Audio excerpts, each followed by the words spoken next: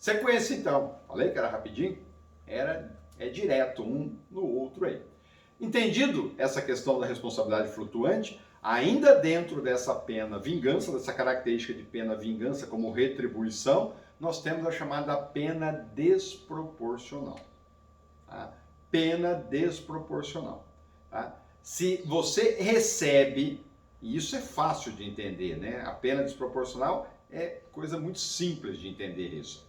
Você nunca está satisfeito com a pena que foi imposta a um determinado crime que você sofreu, ou alguma pessoa que você gosta, algum ente familiar seu gosta, sofreu. Você acha que ela foi sempre pouca, ela é sempre pequena.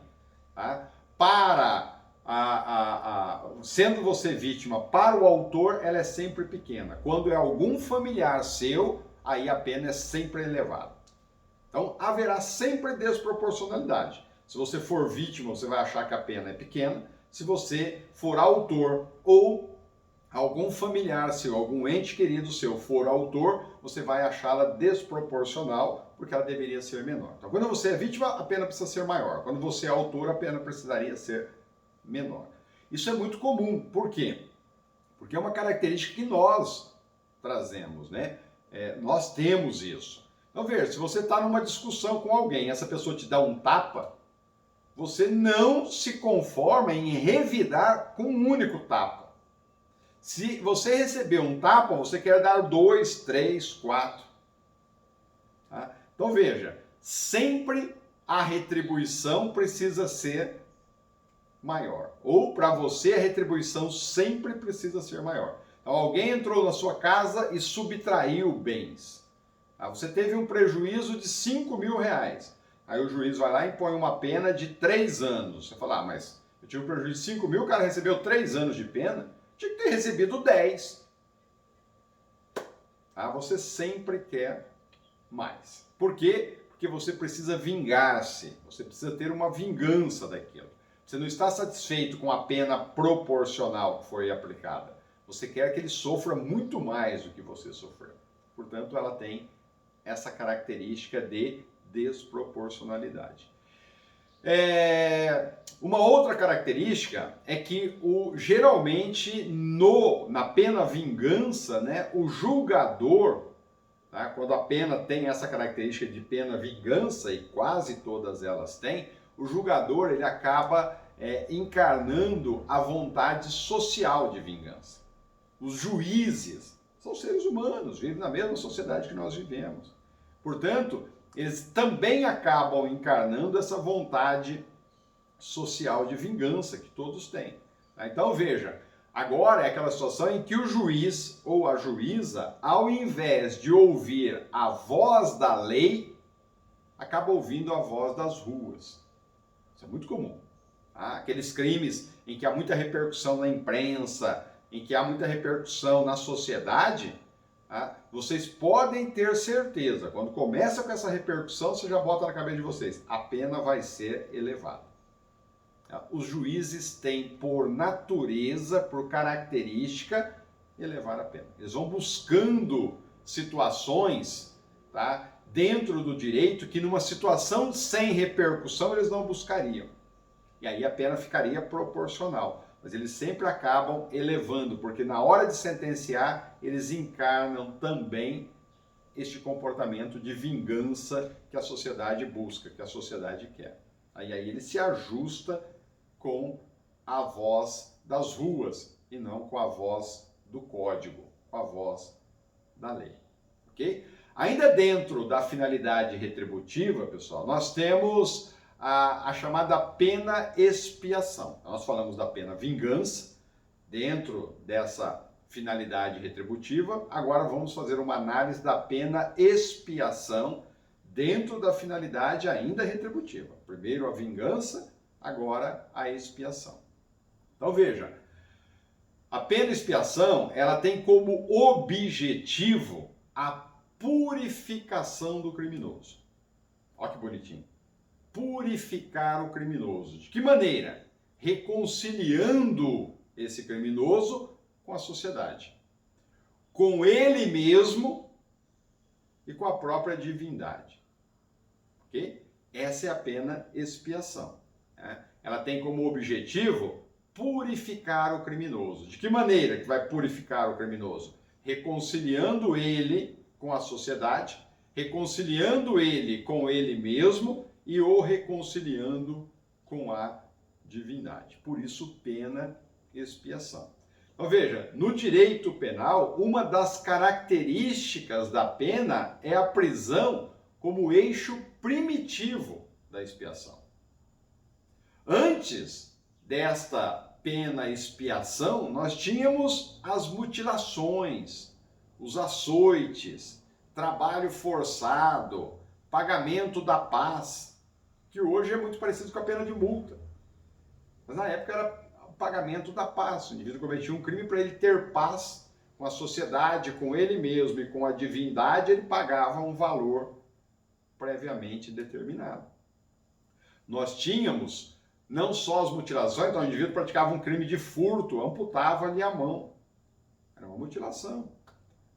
Dependendo do crime, o indivíduo era marcado com ferro à brasa, né? Ferro quente, geralmente na testa, para que a hora que ele se aproximasse das pessoas, a pessoa olhasse para ele, já tinha a impressão de que aquele indivíduo, já tinha a ciência de que aquele indivíduo era criminoso. Portanto, você ficava mais atento, tanto à sua integridade física, à sua vida, como aos seus bens patrimoniais. Era uma forma de te alertar sobre aquele indivíduo. São as chamadas aí penas, são as chamadas pena expiação, ok? Então, nós tínhamos antes dessa pena de prisão, que é uma forma de pena expiação, nós tínhamos esses trabalhos forçados, mutilações e etc. Tá? A prisão propriamente dita, ela tem aproximadamente 600 anos. Ela não é tão antiga assim. Tá? Professor, 600 anos é antiga, mas nós estamos no ano 2020. Tá? Ela tem a pena de prisão propriamente dita, ela surgiu há aproximadamente uns 600 anos atrás. E ela vem, inclusive, do direito canônico. Se vocês for fazer lá um levantamento histórico das penas, vocês vão verificar que as penas impostas no direito penal brasileiro, principalmente, em outros países também, mas principalmente no nosso, que é o que nós estamos analisando, ela tem como origem o direito canônico. Ou seja, quando a igreja passou a ter ascendência sobre o Estado. Né? Uma vez que nos mosteiros, o pecador ia para a clausura. E lá ele ficava selado. O que é selado? Isolado. Por isso nós temos cela. Por isso que nos mosteiros, quando esse indivíduo era selado, né? Quando o pecador era selado, ele ficava numa cela, num quarto, numa parte do mosteiro separada, ele ficava lá para que ele pudesse pensar, refletir, se arrepender do mal que ele tinha praticado e se reconciliar com ele, com a sociedade e com a força divina. Então, surgiu exatamente daí. Por isso o nome cela.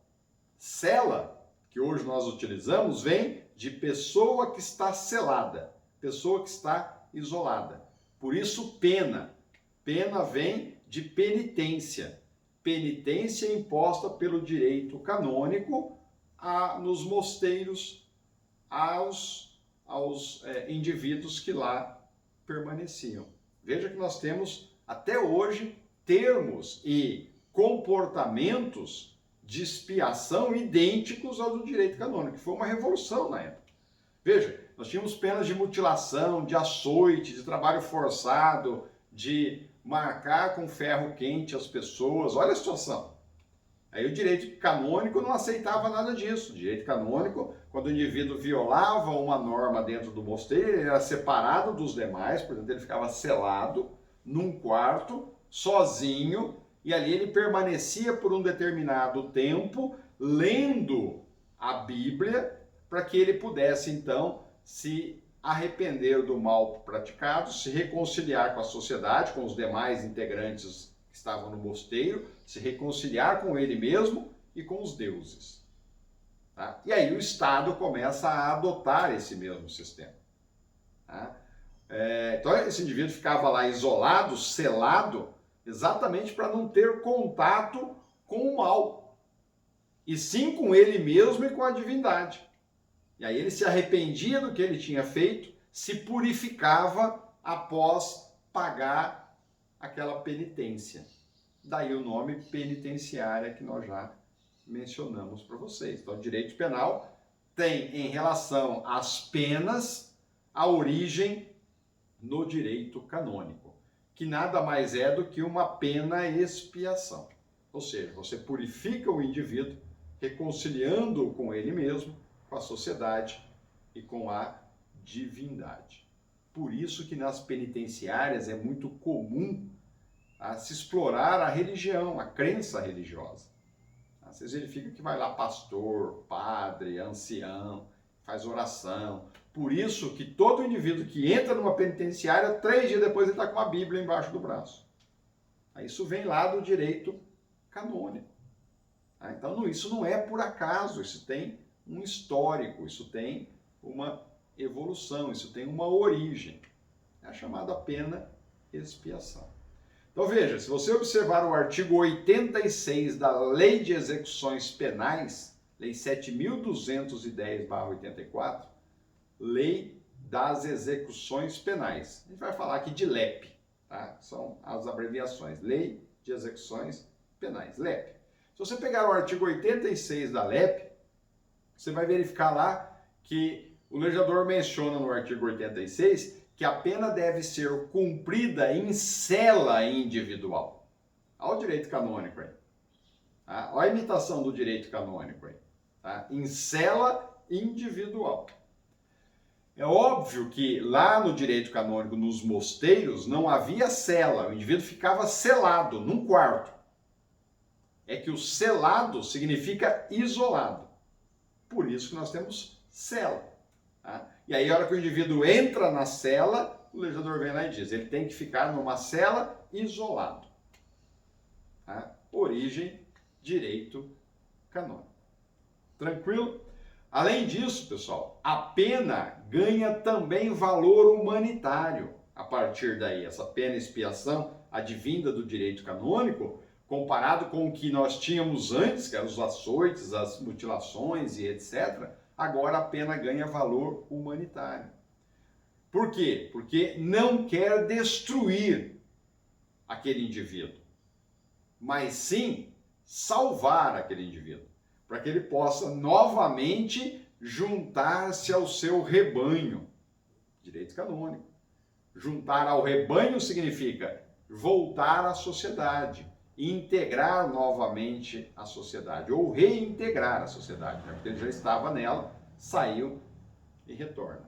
Então, é como se o indivíduo estivesse vivendo em sociedade, aí ele viola uma norma penal, o Estado o retira da sociedade, coloca ele num determinado local, numa penitenciária, ele vai ficar selado, isolado, e durante esse período de isolamento, ele vai ter tempo para refletir sobre o que ele fez no passado, se arrepender disso, se reconciliar com ele mesmo, se reconciliar com a sociedade e com a divindade. E aí, então, logo depois de um determinado período, ele volta a compor o rebanho de onde ele saiu, ou seja, ele volta para a sociedade. Por isso que na sentença penal condenatória, o juiz impõe um prazo máximo em que ele deve executar a pena.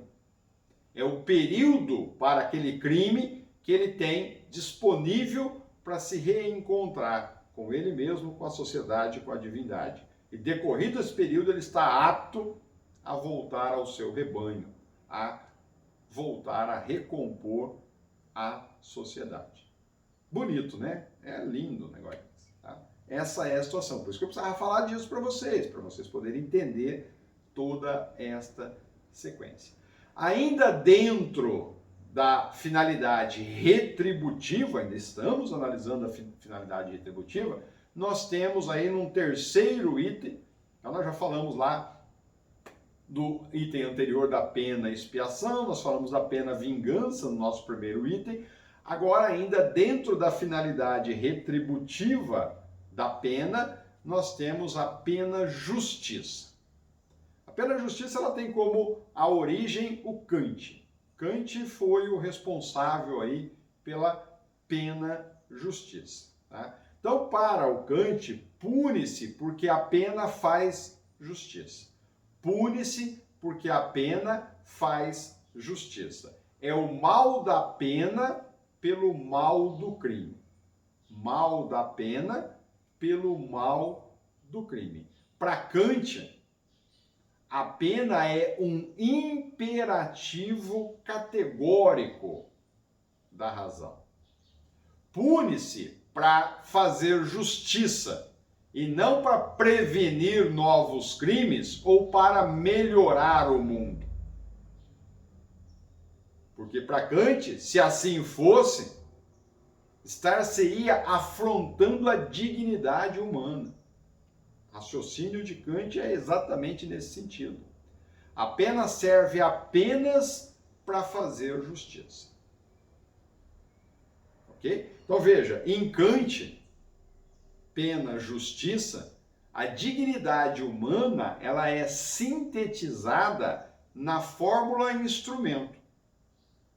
Ou seja, o ser humano é o fim de todas as coisas e não pode ser um meio para um fim.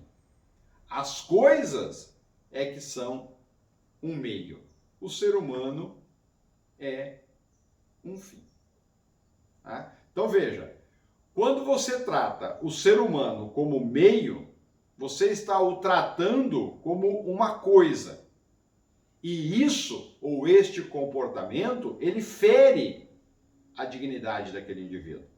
Portanto, se eu puno a pessoa para prevenir o crime, eu estou tratando como meio, como coisa. E assim retirando dele a sua dignidade. Conclusão que você chega: punir alguém para prevenir crimes é reduzir o condenado ao meio de prevenção. E com isso, você vai violar a sua dignidade. Se a comunidade é uma ilha, tá? Se a comunidade encontra-se numa ilha, tá? Vai se extinguir no dia seguinte todos os condenados para não perecer sobre a mácula da injustiça. Olha que absurdo. O mal da pena é proporcional ao mal do crime. Essa é a visão de Kant, um tanto quanto mais avançada, porém para uma reflexão. Né? Ele coloca agora o indivíduo que viola a norma como sendo necessário a punição como meio de justiça e não como uma forma de prevenção. Porque se você utiliza a pena para prevenir novos crimes, esse indivíduo está sendo uma coisa, está sendo um objeto. E não é essa a finalidade da pena. Ok? A pena, ela tem como finalidade o mal proporcional ao crime praticado. Essa é a visão kantiana sobre a finalidade da pena. Ainda dentro, a finalidade retributiva da pena. Ainda dentro desta finalidade retributiva, nós temos a chamada anulação ou retribuição normativa. Agora tem como autor desta análise, desse estudo, desta verificação, Hegel. Hegel é o responsável por isso. Então veja, em Hegel, a pena é necessária para negar o crime e reafirmar o direito. A pena é necessária para negar o crime e reafirmar o direito. Olha que agora o raciocínio ele é um pouco mais complicado. Então, para Hegel, crime é igual negar o direito. Crime é a mesma coisa que negar o direito. Quem pratica um crime nega o direito. Então veja, é mais ou menos assim, o indivíduo pratica um crime, é como se ele não estivesse acreditando, como se ele não entendesse que existe direito. Então, Crime é igual negar o direito. Quem pratica crime nega o direito. A pena nada mais é do que negar o crime. Então, se crime é negar o direito, pena é negar o crime. Ao impor pena, você não nega o direito. Tá? Então, a pena é negar o crime. Pena é igual a não negar o direito. Entenderam? Acredito que não, né? Ó, crime é igual negar o direito. Vou dar um exemplo daqui a pouquinho para vocês entenderem.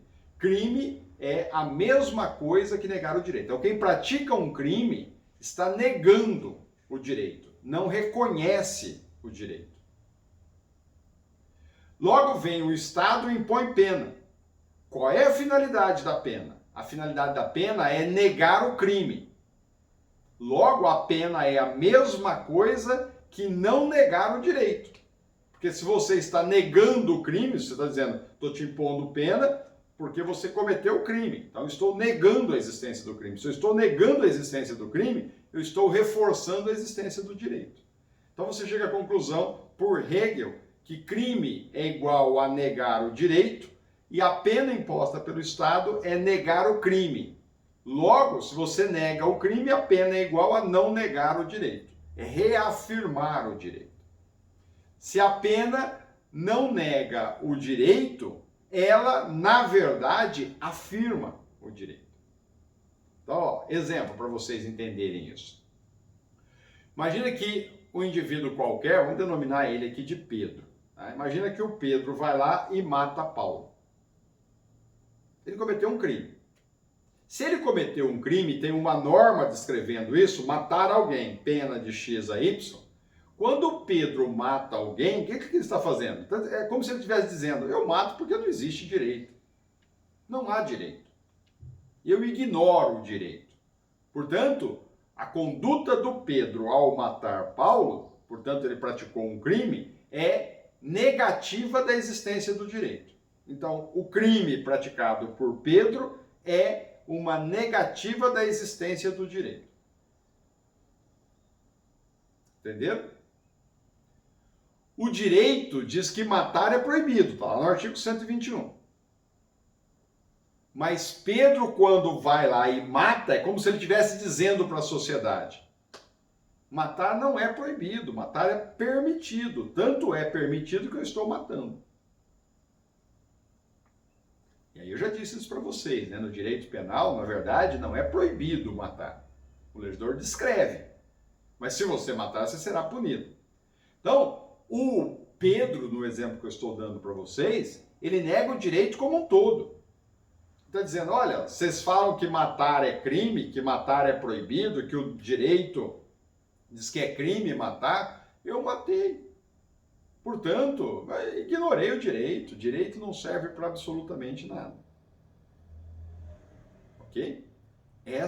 Esse é o detalhe. Então, veja, o Pedro mata alguém, mata Paulo, por exemplo, né? E o direito vai lá no artigo 121 e diz, isso é crime.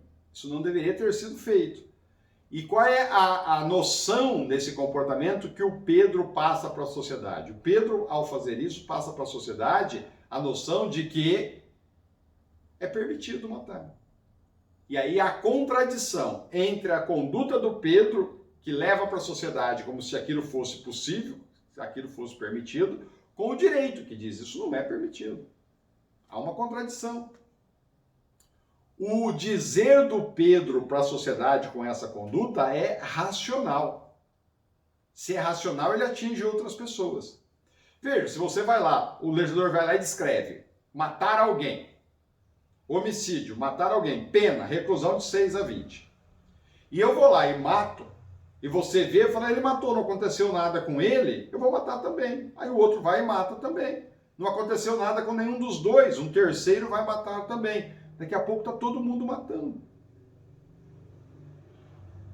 Então o que o direito precisa fazer? Ó, quando o Pedro mata alguém, ele comete um crime. E o crime, nesse comportamento do Pedro, é igual negar o direito.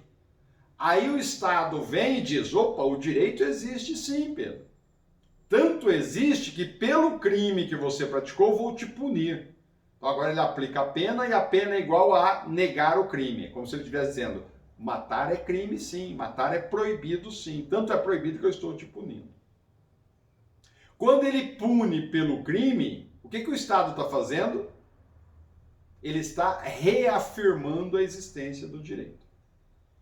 Logo, o direito pune o Pedro e ao punir o Pedro, ele nega a afirmação do Pedro.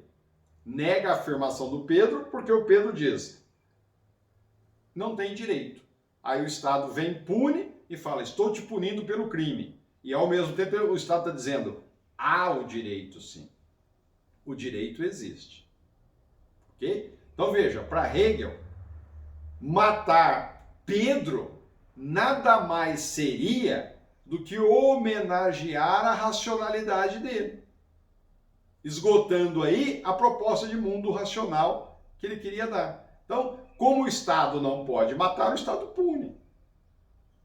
Então seria mais ou menos assim, o Pedro vai lá e mata Paulo, e ele passa para a sociedade o seguinte raciocínio, o direito fala que não pode matar, mas aí eu matei. E aí é como se o Estado dissesse, bom, então para você reafirmar esse raciocínio do Pedro, mate o Pedro. Porque se ele está dizendo que ele matou o Paulo e não há direito, então mate o Pedro. Porque aí seria uma forma de esgotar no Pedro o próprio raciocínio que ele queria passar para a sociedade. Olha que interessante. Né? Você vira e fala assim, eu mato porque eu não acredito no direito. Aí você vira e fala assim, então tá, então se você mata porque não acredita no direito, eu vou te matar. Porque se você está me dizendo que não há direito, eu também posso te matar. E aí o Pedro viria e falaria assim, não, mas eu não posso morrer. Mas você não está dizendo que você não está negando o direito? Que nada te acontece pelo fato de você matar, então eu te mato. Ao matá-lo, você conseguiria, sem dúvida nenhuma, esgotar nele mesmo aquela proposta de mundo racional que ele queria dar à sociedade. Essa é a visão de Hegel em relação a esse assunto. Olha como a coisa vai se desenrolando. Tá? Então é muito mais do que aquela definiçãozinha simples que você vê aí na tua doutrina. Tá bom?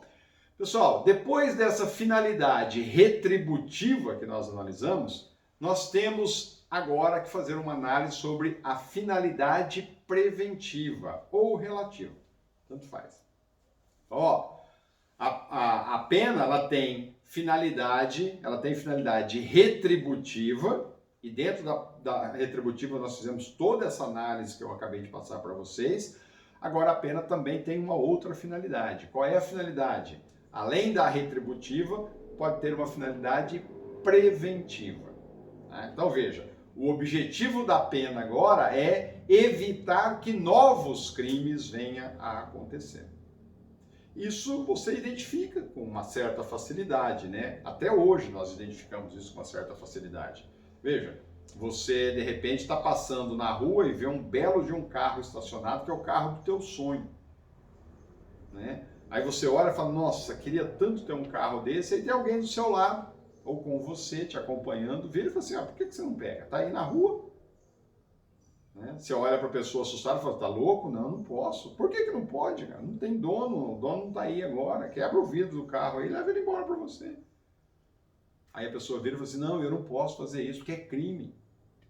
O cara fala, mas e daí que é crime? Se eu fizer isso, eu vou ser punido. Veja, é o direito através da pena prevenindo a existência de crime. Aquele indivíduo certamente já ouviu ou já tomou conhecimento de alguém que fez aquilo e foi penalizado. Por isso ele não realiza o mesmo comportamento. Ele não realiza a mesma conduta. É o direito penal através da punição, através da sanção penal da espécie pena, prevenindo a existência de outros crimes. Esta prevenção, esta finalidade preventiva, ela pode ter aí uma prevenção geral ou uma prevenção especial. Vamos analisar primeiro a prevenção geral. Né? Na prevenção geral, a pena busca atingir a comunidade. Por isso que a pena é de prevenção geral. A especial, ela visa atingir o agente, o violador da norma penal. Essa prevenção geral, que visa atingir a comunidade, ela pode ser negativa ou positiva, ok? Então você tem a prevenção geral e a prevenção especial. A prevenção geral pode ser negativa ou positiva. A mesma situação em relação à especial. Vamos analisar primeiro a prevenção negativa. A prevenção negativa, ela tem como referência o estudo do Feuerbach. Feuerbach é um estudioso alemão, e essa prevenção negativa, Feuerbach diz que o objetivo da ameaça da pena nada mais é do que a intimidação coletiva. Isso é uma realidade, né? Quando você impõe pena a uma determinada pessoa, todos os demais daquela sociedade, ao tomar conhecimento dessa atuação do Estado, ficam intimidados. Acabei de mencionar o exemplo. Por que você não subtrai o veículo? Eu não subtraio porque serei penalizado. Então, para Feuerbach, a pena é um contraimpulso criminoso. A pena é um contraimpulso criminoso. Por quê? Porque o ser humano busca o prazer e rejeita a dor. Esta é a finalidade de prevenção negativa da pena. Então veja, exemplo. Você fala assim, como assim, professor? O ser humano busca o prazer e rejeita a dor. Então veja, exemplo. Estou caminhando na rua, não tenho condições financeiras para comprar objetos que eu gostaria de ter, e aí de repente eu verifico um indivíduo caminhando na minha frente com um tênis de grife, de marca, valiosíssimo. Nunca vou conseguir ter um tênis daquele. Então eu quero ter aquele tênis, mas trabalhando honestamente eu não vou conseguir, pelo menos por enquanto, a comprar aquele tênis.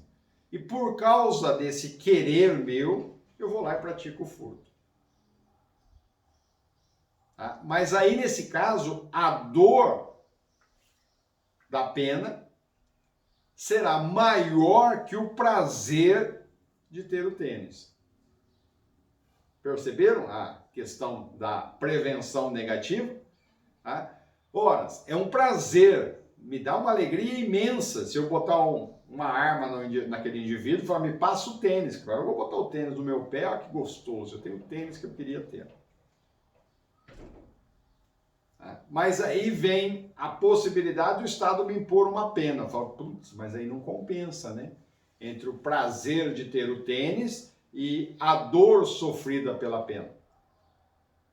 Se a pena for maior do que o prazer, a pena vai gerar prevenção negativa. Eu não vou fazer porque a dor que eu vou sofrer é maior do que o prazer que eu vou ter com a prática do crime. Ok? Então veja, para isso funcionar, Feuerbach diz que é necessário a certeza da pena. Por quê? Porque a esperança da impunidade prejudica a ameaça, ou seja, o criminoso precisa ter certeza que ele será punido. Essa prevenção negativa só vai funcionar se todas as pessoas tiverem certeza que ao violar uma norma penal vai sentir prazer por violá-la, mas depois vai sentir uma dor maior em decorrência da pena. Se isso não resultar em uma situação efetiva, não funciona essa prevenção. Então precisa ter a certeza de que o indivíduo, ao violar a norma, receberá uma pena. Então, para Feuerbach, mais importante que a pena, condenar a 1 ano, a 2, a 3, a 5, mais importante do que a imposição da pena é a ameaça que ela exerce sobre a sociedade. Por quê? Porque se a pena foi imposta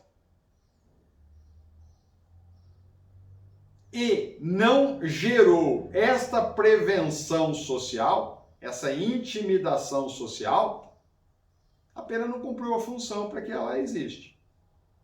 Então você não tem a pena só como uma forma de se vingar. Ah, você cometeu um crime, então agora você vai ser penalizado. Ela precisa, para ter eficácia, para ter prevenção geral negativa na sociedade, ela precisa exatamente impor uma ameaça. Se ela não impuser ameaça, a pena não tem valor nenhum. Ela não cumpriu com a sua função. Então, ó, veja como é interessante, né? O que tem valor na prevenção é a ameaça da pena e não a pena em si mesmo. Se não houver essa ameaça imposta pela pena para a sociedade, essa pena não tem nenhuma função, é aplicar por aplicar. Ok? Então veja, é a ameaça que vai orientar a sociedade, é a ameaça que vai amedrontar a sociedade, que vai intimidá-la de praticar crime. Se for aplicada a pena, é porque o direito penal, né, se for aplicada a pena, é porque o direito penal não cumpriu a sua função de evitar o crime. Olha que interessante isso. Significa o seguinte, quanto mais penas nós temos, na visão do Feuerbach, quanto mais pessoas condenadas nós temos, significa que menos a pena vem atingindo a sua função. Que é mais ou menos o que nós vivemos no Brasil. Não adianta a quantidade de pessoas condenadas. E não é essa a visão que nós temos, né? Para nós é importante quantidade de pessoas condenadas. Quanto mais gente presa, quanto mais gente condenada, melhor vive a sociedade. Significa, quanto mais condenações nós temos, menos prevenção a pena vem tendo. Ou seja, a pena não está tendo função nenhuma. Por que não está tendo função? Porque ela não está intimidando.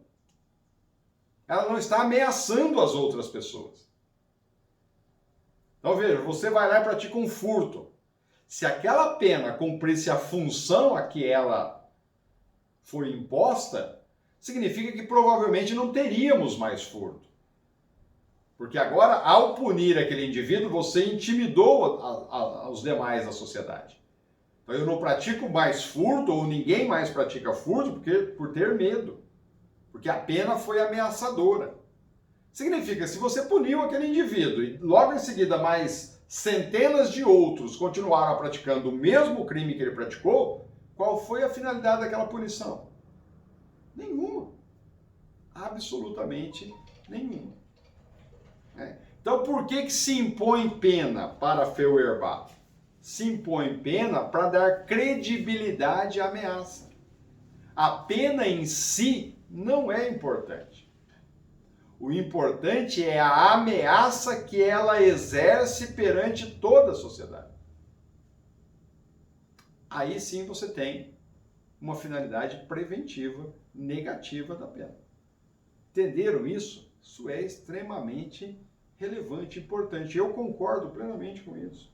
Quando você impõe pena e os crimes continuam acontecendo, porque aquela pena não está tendo função nenhuma na prática. Nenhuma. Ela não está intimidando ninguém. Tanto não está intimidando que as pessoas continuam praticando o crime. Portanto, penalizar por penalizar não é punir. Ok? Interessante isso. Pensem a respeito desta situação que é bastante relevante. Tá? A finalidade preventiva, pessoal, ela também pode ser positiva. Nós falamos da negativa, que é aquela que atinge toda uma sociedade. Ela pode ser uma finalidade preventiva positiva. Agora, na positiva, a pena tem como objetivo a comunicação social e não a intimidação. Tá? Aí nós temos algumas correntes doutrinárias a respeito desse assunto. A primeira corrente é a chamada limitadora. Ela tem como referência Klaus Roxin.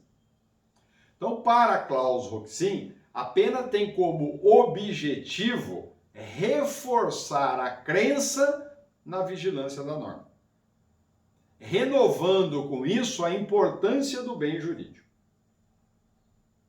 Olha como é importante isso. Ó. Então, a pena tem como objetivo reforçar a crença na vigência da norma. Reforçar a crença, a credibilidade na vigência da norma. Renovando, portanto, vai se recriando aí a importância do bem jurídico. Quanto mais você pune, mais você dá importância àquele bem jurídico que está sendo tutelado, protegido pela imposição da pena. Então, exemplo, ó, um indivíduo vai lá e desvia dinheiro público, né, e compra um apartamento.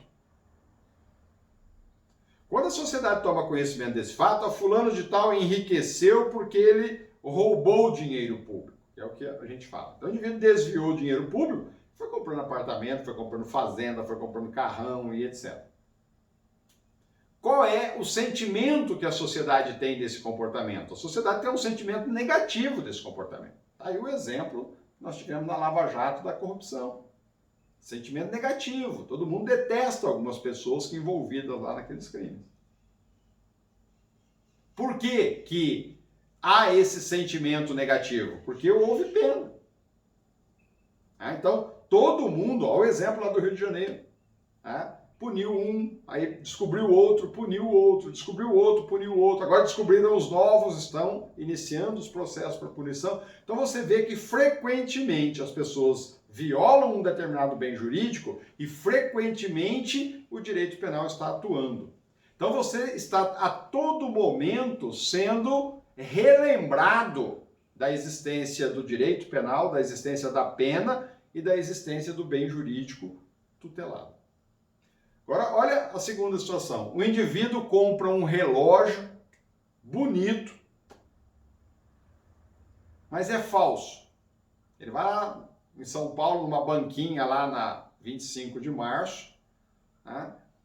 Tá lá exposto na rua, tem um monte de relógio, ele vai lá, quanto que é cada relógio? É 5, né? 10 você leva 5, 20 você leva uma dúzia, né?